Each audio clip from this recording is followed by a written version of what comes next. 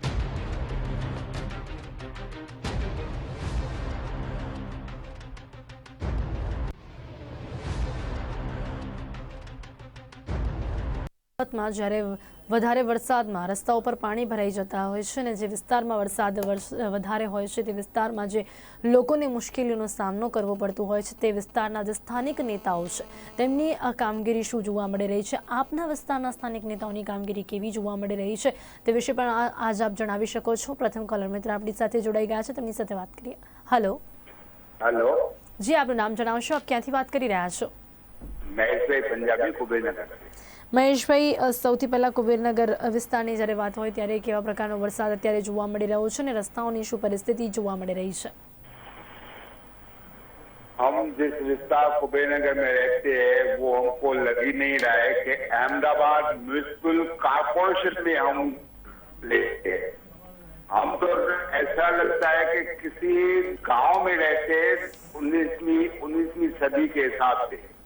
21वीं सदी के कॉर्पोरेशन अहमदाबाद म्युनिसिपल कॉर्पोरेशन के कुबेरनगर वार्ड में रहते हमको तो लग ही नहीं रहा है। बरसात में ऐसी हालात बन जाती है, ऐसे कीचड़ आ जाती है कि कोरोना तो यहाँ से एकदम भाग जाएगी। है इतनी मतलब कीचड़ है यहाँ पर, कीचड़ से बाहर निकलना ही मुश्किल पड़ रहा है।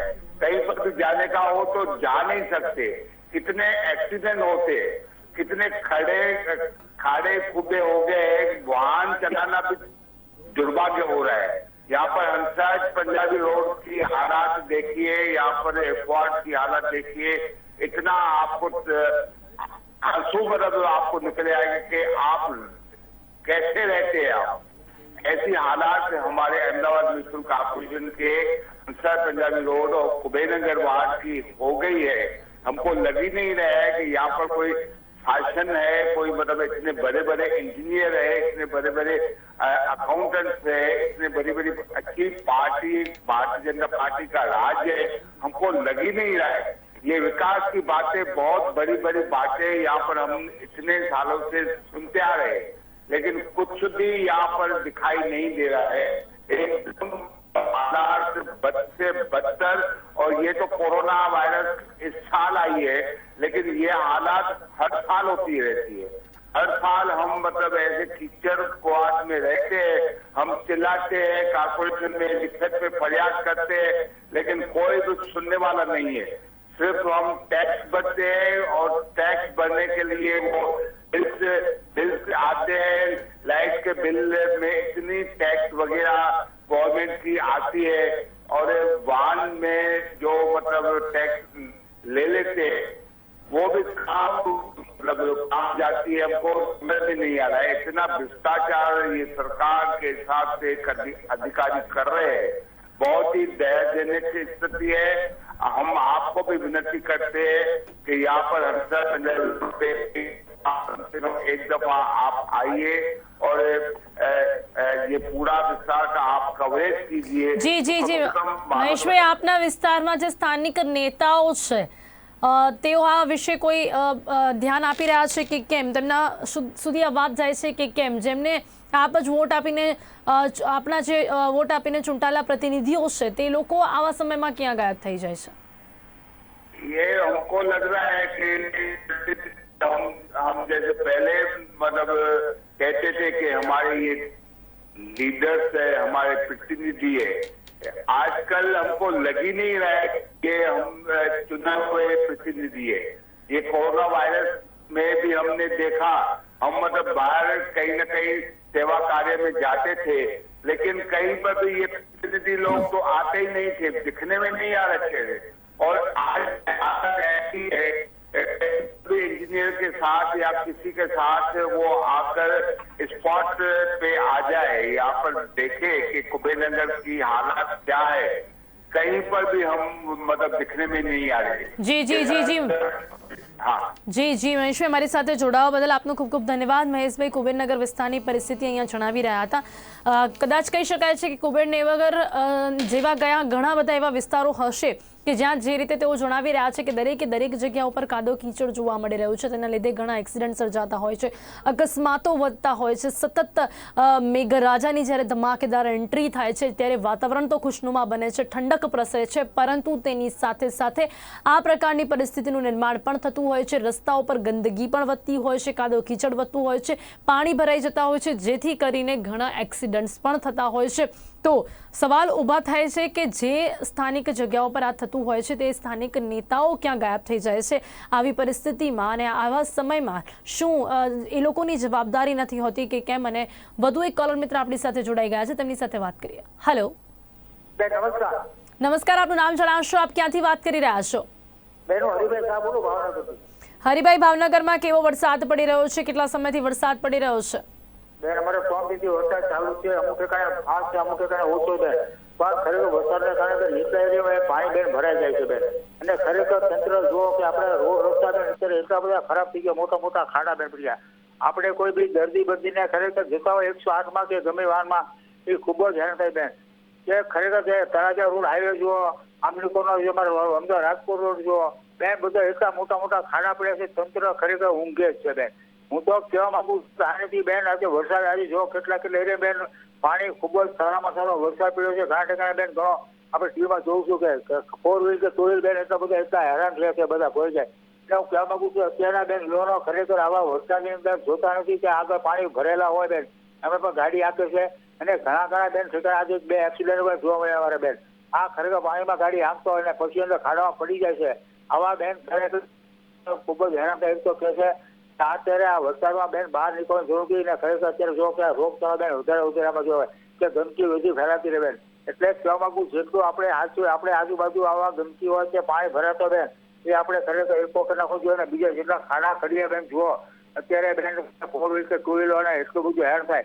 આ સિવાય ખરેખર કોઈ બી માણસ હાલતા જીતા અંધુબંધ કે એને બહુ મુશ્કેલી બહુ પડી રહી છે. સિનિયર સિટીઝન બહુ પડી રહી છે બેન કે જવું તો કેવી રીતે બેન જવું. ને અત્યારે ઘરની અંદર ઘણો કેટલા ઘરમાં બેન પાણી ઘૂસી ગયા ને બિચારા ખાધા ખોરાક બેન બધું નાશ થઈ ગયો છે. એટલે કહેવા માંગુ અત્યારે ખરેખર તંત્ર હવે જાગૃત આવે અને ચૂંટાયેલા ધારાસભ્ય કે સંઘ કે કોર્પોરેટરો હવે મેદાન આવે ને ખરેખર ધ્યાન દેતો સારું કે બેન આ ધ્યાન નહીં દેતો બેન ખરેખર એટલું બધું હેરાન થશે.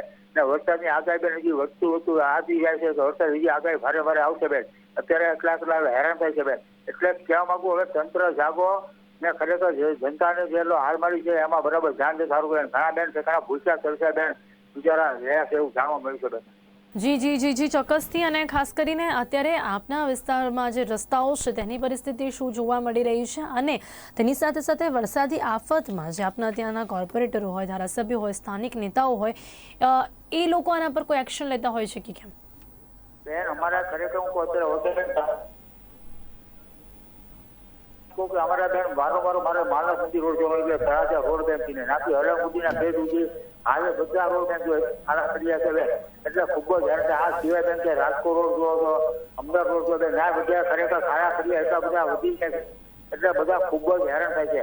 એટલે કેવું તંત્ર ધારાસભ્ય સંસદીય કે અરે કોર્પોરેટરો બેન ખરેખર ધ્યાન દેતો સારું કે બેન આ ખરેખર અત્યારે ખૂબ જ હેરાન થાય છે.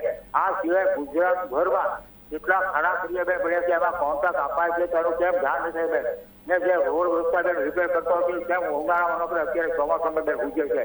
આમાં બહુ ધ્યાન દેવાની જરૂર છે. સરકાર મુખ્યમંત્રીને અપીલ કરવા માંગુ છું કે હવે બધી કોન્ટ્રાક્ટરો પર ખરેખર આવા કાર્ય ખાડા કર્યો કે ગેરંટી આપી કે આટલા વર્ષ એને ખરેખર એની પર ભેગી રોડ કરવાનો એનો લાયસન્સ બેન રદ થાય તો સારું છે. જી હરિભાઈ, મારી સાથે જોડાવા બદલ આપનો ખૂબ ખૂબ ધન્યવાદ. વરસાદથી પડતી મુશ્કેલીઓમાં સ્થાનિક નેતાઓ કેટલા સક્રિય હોય છે એ અહીંયા તમામ જે કોલર મિત્રો આપણી સાથે જોડાઈ રહ્યા છે તેમની પ્રતિક્રિયાઓથી આપણે સમજી શકીએ છીએ કે આ લોકોની સક્રિયતા આવા સમયમાં કેટલી જોવા મળતી હોય છે.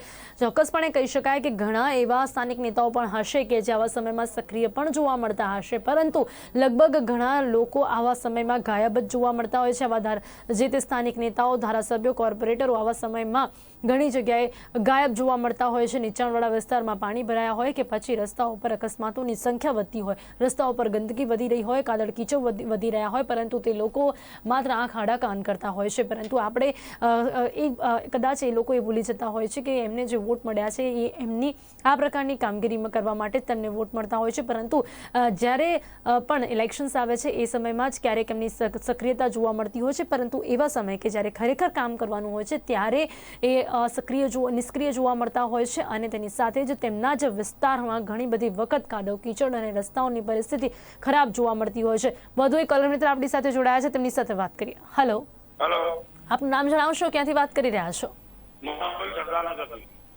જી, શું નામ છે આપનું? મનોહરભાઈ, સરદારનગરમાં વરસાદ કેવો જોવા મળી રહ્યો છે અને આ વરસાદથી આપણા વિસ્તારની પરિસ્થિતિ કેવી જોવા મળી રહી છે? વરસાદની તો વાત બેન દર વર્ષે વરસાદ પડે છે, પણ આ દર વર્ષે સરકારનું ભ્રષ્ટાચાર સામે આવે છે. દર વર્ષે લાખો કરોડ રૂપિયા રોડ માટે એ લોકો પડાવે છે તો પૈસા જાય છે જ્યાં જુઓ ત્યાં. આજે ન્યૂ ક્લોથ માર્કેટની બાજુમાં સારંગપુરની ત્યાં 2 મહિના જાય ખાડો ખોદેલો છે ને રસ્તાનું હાલત જુઓ તમે. ગાડીઓની આખી હાલત ખરાબ છે. લોકોની ગાડીઓની સત્યાનાશ છે. અને આને વિજય રૂપાણી અને નરેન્દ્ર મોદી કે વિકાસ છે, વિકાસ હવે ગાંડો થઈ ગયો છે. વિકાસ નથી, ખાલી લોકો રોડના માટે પૈસા પાડીને ગજવામાં લાગે છે. તંત્ર કેટલું ભ્રષ્ટાચાર કરે છે રોડના રસ્તામાં પૈસામાં. 5-5, 6-6 કરોડ રૂપિયા 25 કરોડ ફરાઈને પછી રસ્તા ક્યાં જાય છે? દર વર્ષે રસ્તા તૂટતા હોય. આટલું ભ્રષ્ટાચાર કરતી બીજેપી સરકારને તંત્રને ખબર પડી, પોતે ગાડીઓ લઈને નહીં કરતા. એ લોકો રસ્તામાં ખબર પડી કેટલા ખાડા છે, કેટલા કુબા છે. હમણાં વિજય રૂપાણી રાજકોટની અમને ખબર નહીં પડી. પાણી બી નથી જતું. જી તો ભ્રષ્ટાચાર કરતી હતું બીજેપી સરકાર. 6 વર્ષથી ભ્રષ્ટાચાર કરી રહી છે અને 25 વર્ષથી ગુજરાતમાં ભ્રષ્ટાચાર ચાલી રહ્યો છે. ખાલી પૈસા પડાવવાના છે. 5 આપેલું, હેલ્મેટ આપેલું, 500 આપો. આવી સરકાર છે. રોડ રસ્તા ટેક્સ નહીં ભરતા લોકોની મજબૂરી એ લોકોને દેખાતી? જી, દરેક વરસાદમાં આ જ પ્રકારની પરિસ્થિતિ ઊભી થતી હોય છે. સરકાર કોઈની પણ હોય, જ્યાં બીજેપી નહીં પરંતુ જ્યાં કોંગ્રેસની સરકાર હશે કે જ્યાં અન્ય સરકારો હશે ત્યાં પણ આ જ રીતે રસ્તાઓની હાલત કથળતી જોવા મળતી હોય છે. મોદી જ્યાં પછી રોડ રસ્તાના ખાડાના કપડા.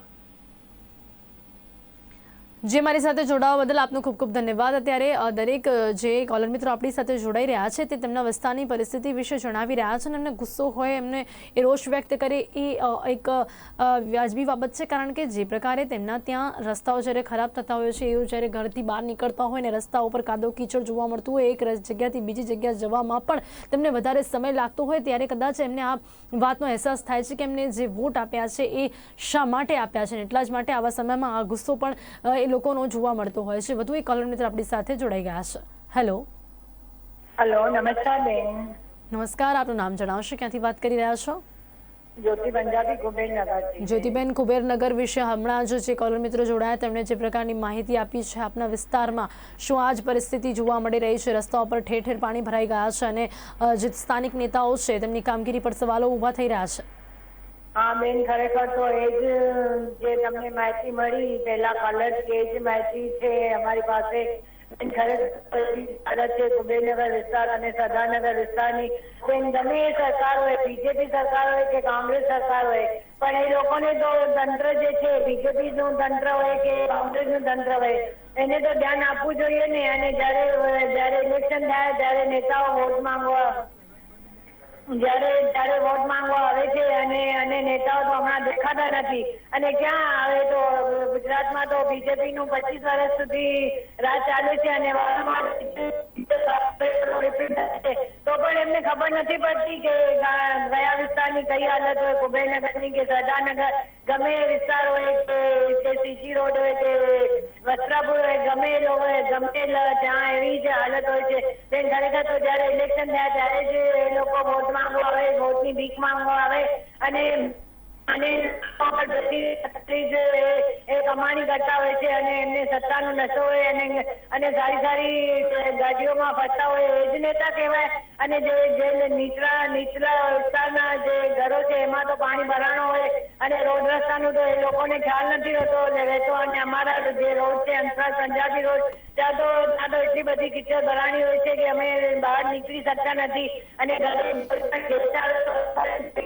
ટિકિટ થઈ જાય કે એવી તમારી હાલત છે આ વિસ્તારની કે અહીંયા કોર્પોરેટરો છે કે નથી. મોદી સરકારનું રાજ છે તો એ લોકો ધ્યાન નથી આપતા.